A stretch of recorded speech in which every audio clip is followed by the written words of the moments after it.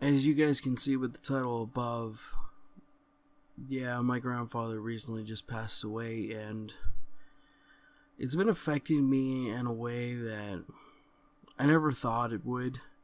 Because you know how most people, the way that they're raised, they're with either their mom or their dad majority of the time, right? Well, for me, it didn't happen that way. It was kind of like a different version of what happened to some families. You know how the father leaves. Well, actually, it was my mother that left, and my dad tried to take care of me. And at the time, I remember my grandparents telling me that he had like two different jobs, so he couldn't really do it. So my grandparents actually raised me, and I think that's another reason why I've been really affected by this, because I really considered my grandfather my real dad, because he did raise me. And if it wasn't for him, I don't know what really would have happened of me. And all these other things are going through my mind, and things I could have asked that I never got to ask, and it bugs me so much that I'm in this position where I wish I could know what to do, but I don't. And I thought of making a video about this for a while.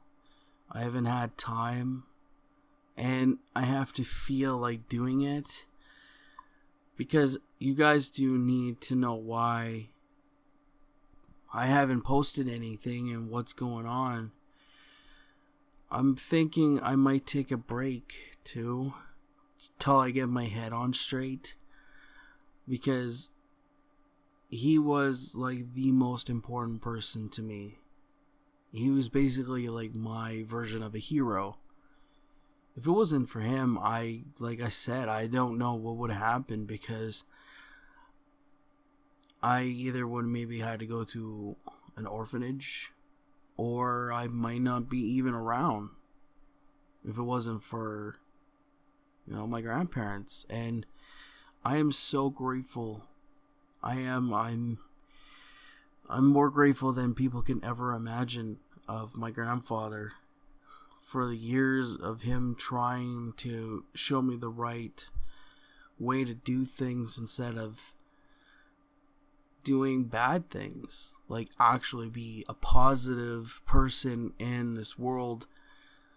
I try my very best to be very positive, but sometimes it can be very difficult, because there's a lot of negative people, and I just kind of feel bad that this world lost a really good person because of the way that he died. Is because of the fact of that he got an infection. And prior to that, you know what, here, I'll go back to his story when he was in his 60s. Basically, he had a stroke, and he recovered from that, of course. A little bit of a speech, and he was still able to talk perfectly fine. He had one side was a little weak because, of course, a stroke, right? Years and years later, he was still able to walk. He's still able to do everything fine. It's when he got to his 80s when it finally started to get to the point where he couldn't do it anymore.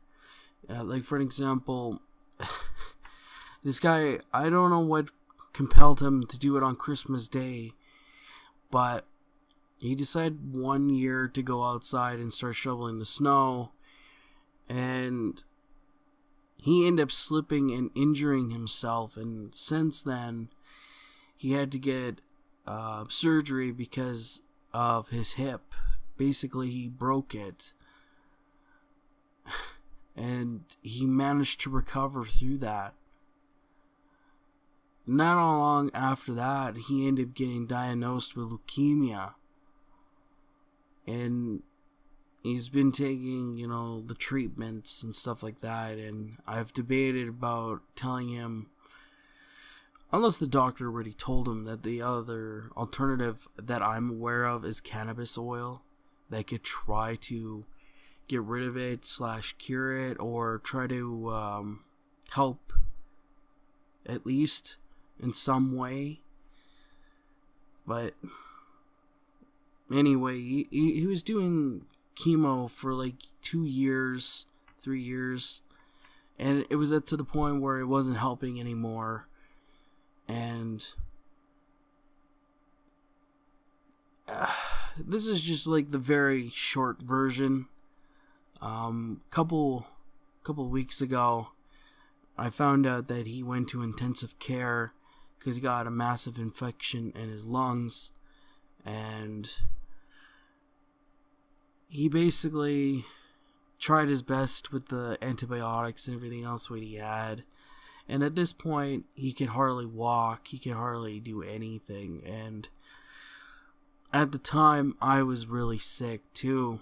I don't know if you guys could really hear it. The day after I posted that Dark Souls 3 video is actually the day that he passed. It's pretty much April 27.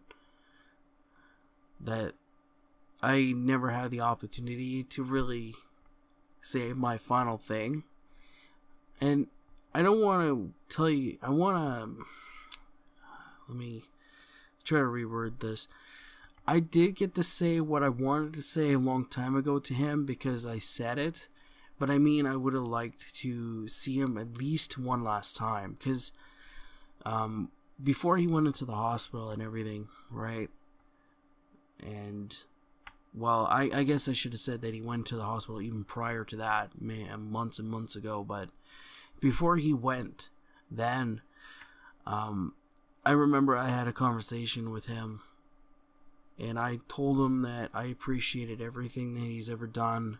I told him that you don't have to worry about me. I have a job. I'm paying for my own stuff. You don't have to worry for me. I got a good head on my shoulders. I will be fine.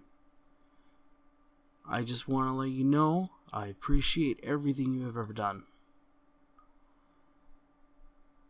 And it makes me feel kind of bad because, when you grow up, you do stupid things. And there's some things I really regret.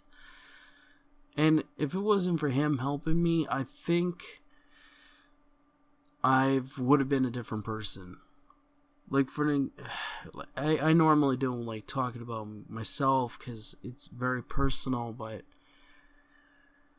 I want to at least tell you guys 2 stories because they're pretty fresh in my mind, and I've been thinking about it lately. Is that, for an example, it was still during the dial-up era, and I was using this program, and it used the local area, but apparently it kept calling to Edmonton. And I ended up racking like a $600 phone bill. And I couldn't believe that I did that. I used the right program, and I've used it before, long time ago, and I never had to. And I guess maybe their local area must have closed down. So yeah, if it wasn't for him, I would have had to pay that amount of money back to the phone company that we were, paying at the time. And I regret that because that was like one of the stupidest things I've done. And I thought I was doing everything fine. That's the one thing I do regret is that, unlike most families, I don't know what they would have done. But my grandfather said, hey, you fucked up. I'll help you this time. Don't do it again. Type of attitude. And the other thing that I completely regret in my life is that when I was going in school, right, it was between grade 11 and 12, and the thing that bugs me the most is that I was so stupid, and I was skipping school every single day, to the point where the school actually was thinking of kicking me out. If I'm not going to attend school, that's another person that they could put into, right, into those courses. So I went there with my grandfather, and we were talking to the principal and everything, and eventually I decided to stay because finishing school was actually important to me at the time.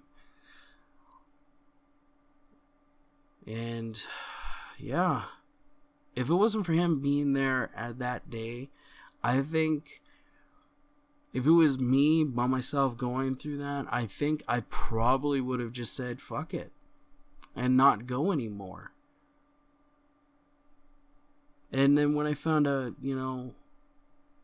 after he died on that day, that weekend, I couldn't do anything. Like, I honestly tried my best to try to do stuff to get it off my mind and stop thinking about things. Like, I really did try to play, like, a couple of different games, and I get, like, bored, or I am not interested in, like, every 20 minutes to, like, 40, maybe an hour, and I kept doing this. And then I started trying to watch, like, some stand-up comedy from, like, Dave Chappelle, Gabriel, Bill Burr, Louis C.K., you name it. I tried watching that stuff to try to get me through this, and it's been just so difficult. It's just... And when I'm making this video, I'm pretty much stable now. I think I finally got out most of it out, and it's gonna be a long road. It's gonna be a fucking long fucking road. That's for damn sure. For fucking I'm trying my best to not, break down now, because I don't want to. Not here. Not now. Not here. And it's hard. It's super hard. And I guarantee it's been like that for anybody that lost somebody. They would feel this way. And and it bugs me, it's like what Louis Black said one time. Good people are not really remembered, but the assholes are. And my grandfather, was like, imagine this, okay? This is like late 50s, early 60s, right? You come to a foreign country, you hardly know any English, so you end up working the coal mines for a couple of years to try to save enough money to get your wife to come over. And then eventually you start working 2 jobs to pay for a house. You eventually have kids. Many, many years later, you do all these other things. And you eventually pay your house off. You have a car. You have all these things. And I never ever heard my grandfather ever complain. From what I've heard, my grandfather hardly complained about anything.